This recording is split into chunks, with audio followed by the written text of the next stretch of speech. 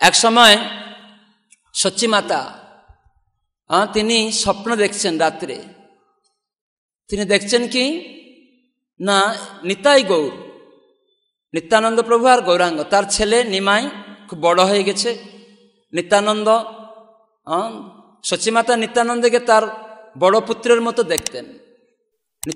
সচিমাতার বড় পুত্র ছিল বিশ্বরূপ, তো বিশ্বরূপ তো সন্ন্যাস নিয়ে চলে গেছেন, কিন্তু তিনি এই নিত্যানন্দ শরীরে এসে আবার মিশেছেন। সেজন্য তাকে নিত্যানন্দকে বড় ছেলের মতো দেখেন। তো কখনো একদিন তিনি দেখছেন যে ঠিক 5 বছরের শিশুর মতো এই নিতাই আর গৌর তাকে দেখছে, তারা বড় হয়ে গেছে, দেখছেন এরকম স্বপ্নে। আর স্বপ্নে কি দেখছেন না, যে তাদের বাড়িতে কৃষ্ণ বলরামের সেবা ছিল, সচ্চি মাতার বাড়িতে। তো তিনি স্বপ্নে দেখছেন যে এই নিতাই গৌর তারা 5 বছরের শিশু হয়ে এই ঠাকুর ঘরে ঢুকেছে, সচ্চি মাতার ঠাকুর ঘরে। আর ঢুকে নিতাই কি করেছে না, কৃষ্ণকে ধরেছে বিগ্রহ, আর গৌর কি করেছে না, বলরামকে বিগ্রহকে ধরে তারা ওই ঠাকুর ঘর থেকে বেরিয়ে যাচ্ছে।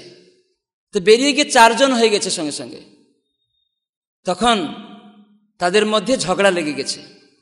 এই যে সচ্চি মাতা এইসব দেখছেন স্বপ্নে, কৃষ্ণ বলরাম আর নিতাই গৌর তো ছোট ছোট হয়ে তারা সেখানে কিলাকিলি করছে, মারামারি করছে।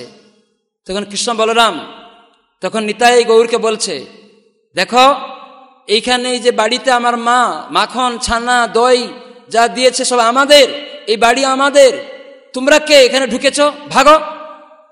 আর নিতাই গৌরকে এই কৃষ্ণ বলরাম বলছে, সচ্চি মাতা এইসব দেখছে স্বপ্নে। তখন নিতাই গৌর তারা বলছে, দেখো এখন এই ছানা মাখন খাওয়া শেষ, এইসব আর চলবে না, এখন ব্রাহ্মণের পালা, এখন আর গোয়ালার পালা নেই, তোমরা এখান থেকে ভাগো, এখন আমাদের পালা। তো এরকম ঝগড়া লেগে গেছে 4 জনের মধ্যে, পরস্পরের মধ্যে কিলাকিলি করছে। আর সেই ছানা মাখন সবাই জোর করে খাওয়া দাওয়া করছে। তো সচ্চি মাতা এরকম করতে করতে তার ধ্যান ভঙ্গ হয়ে গেছে। তখন সেই কথাটা আর বলছে, সেই স্বপ্নেতে আর একটা জিনিস বলছে, দেখছে যে তখন নিতাই, সে 5 বছর বয়স, সে এসে আমাকে বলছে, মা, সচ্চি মাতা স্বপ্নে এরকম, এটা এই সব লীলা, এই কথা স্বপ্নের কথা সচ্চি মাতা নিমাইকে বলছে, শোনাচ্ছে যে আমি কাল রাত্রে এরকম দেখলাম। আর নিতাই কি বলছে জানো, সে বলছে যে মা, আমার খুব খিদে, তুমি একটু খাবার দিবে, তো এরকম চাইছে। তখন মহাপ্রভু খুব হাসছে, হেসে হেসে বলছে, আরে মাতা, যে আমার আজ অনুভব হলো যে এই যে কৃষ্ণ বলরাম সেবা তুমি করো, যে আমাকে তুমি যখন নিবেদন করতে পাঠাও, আমি দেখতাম অর্ধেক খাবার কেউ খেয়ে নেয়, তা আজ আমার মনে হলো এই অর্ধেকই কৃষ্ণ বলরাম খেয়ে নেয়, আজ আমার মনে হলো। তখন নিমাই হেসে হেসে সচ্চি মাতাকে বলছে, তার আগে একটা কথা বলছেন নিমাই, বলতে আমি ভাবতাম ভোগ লাগাতে গিয়ে তোমার আদেশে যে মনে হয় কে অর্ধেক খেয়ে নিচ্ছে, এরকম ভাবতাম মনে হয় বিষ্ণুপ্রিয়া খেয়ে নিচ্ছে। তো বিষ্ণুপ্রিয়া মাতা ঘরে দরজা খুলে শুনছে কান পেতে, তখন বেরিয়ে এসেছে। তখন বলে, কি বললে, আমি খেয়ে নেই?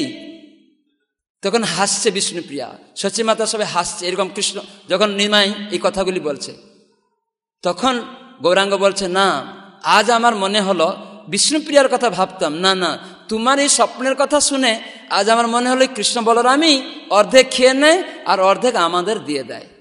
তাই আজ আমার এটা মনে হলো। ও মা, আজ নিতাই তোমার কাছে খেতে চেয়েছে স্বপ্নে, তাই তো? বলছে হ্যাঁ। তাহলে আজ নিত্যানন্দকে ডাকি, তুমি সুন্দর রন্ধনের ব্যবস্থা করো, তাহলে স্বয়ং নিতাই আসবে আর একসাথে আমরা খাবো। বলো ঠিক আছে, আমি তাহলে ব্যবস্থা করছি। তখন সচ্চি মাতা অনেক সুন্দর সুন্দর রান্না করতে শুরু করে দিলেন পদ।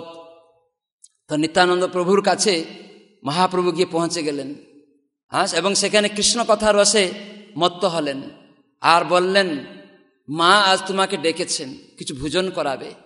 হ্যাঁ, বড় ভাই রূপে মহাপ্রভু তাকে দেখছেন, তুমি চলো। আর রাস্তায় তারা কৃষ্ণ কথা রসে হাসাহাসি করছে। আর গৌরাঙ্গ নিত্যানন্দকে বলছে, তুমি একটা চঞ্চল, খাওয়াতে বসে যেন চঞ্চলামি করবে না, কিন্তু তুমি কখনো কখনো দিগম্বর হয়ে বসে থাকো, তুমি অবধূতের মতো থাকো। তখন নিতাই বলছে, আরে তুই তো সেরকম একটা ব্যক্তি, তুই চঞ্চল বলে আমাকে চঞ্চল দেখছিস?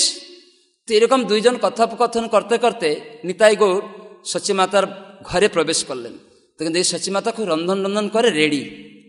তখন পা ধুয়ে নিত্যানন্দ প্রভুকে পা ধুয়ে দিলেন, আর মহাপ্রভু পা ধুয়ে তখন সচিমাতা আসন করে দিয়েছেন, দুইজনকে খাওয়াচ্ছেন।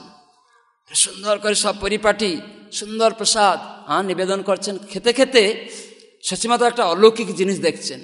কি দেখলেন না, হঠাৎ করে দেখছেন নিত্যানন্দ প্রভু তিনি একদম সুন্দর, একদম বলরামের মতো রূপ, সাদা। আর গৌরাঙ্গকে দেখছেন কৃষ্ণবর্ণ, একদম 5 বছরের শিশুর মতো একদম। এরকম দেখতে দেখতে আবার দেখছেন শঙ্খ চক্র গদা পদ্ম হল ধারণ করেছে, মুসল ধারণ করে আছে। এরকম দেখতে দেখতেই সচিমাতা একদম অজ্ঞান হয়ে পড়ে গেছে। তখন নিমাই সঙ্গে সঙ্গে উঠে গিয়ে সচিমাতাকে চেতনা করিয়েছেন। আর সচিমাতা প্রেমে বিহল হয়ে তিনি সব আনন্দ উপলব্ধি করছেন। তো এইভাবে কৃষ্ণ বলরাম স্বয়ং নিতাই গৌর রূপে এই জগতে প্রকট হয়েছেন। সেখানে এই লীলাটি সচিমাতার সামনে প্রকট করলেন। জয় নিতাই গৌরাঙ্গ কি, কৃষ্ণ বলরাম কি। তো এইভাবে আমরা যখন কৃষ্ণ বলরাম নিতাই গৌরের কথা শুনব, তখন আমরা দেহাত্ম বুদ্ধি থেকে মুক্ত হব। কৃষ্ণের প্রসাদ সেবা করব, সাধু সঙ্গে পুণ্যকর্ম করলে কি পুণ্য না, কৃষ্ণ প্রসাদ খাওয়া, হরিনাম করা, সাধু সঙ্গে কৃষ্ণ কথা শোনার উপর পুণ্য।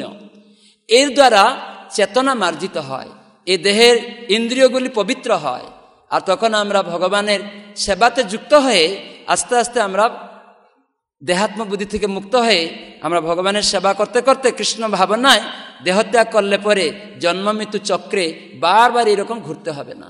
হরে কৃষ্ণ কৃষ্ণ কৃষ্ণ হরে হরে, হরে রাম রাম রাম হরে। এই জন্য নামহট্ট সংঘ নিত্যানন্দ প্রভু পত্তন করেছিলেন মহাপ্রভুর নির্দেশে। তাই আরামবাগে নামহট্ট সংঘ রয়েছে, যেখানে নামকে আদান প্রদান করার জন্য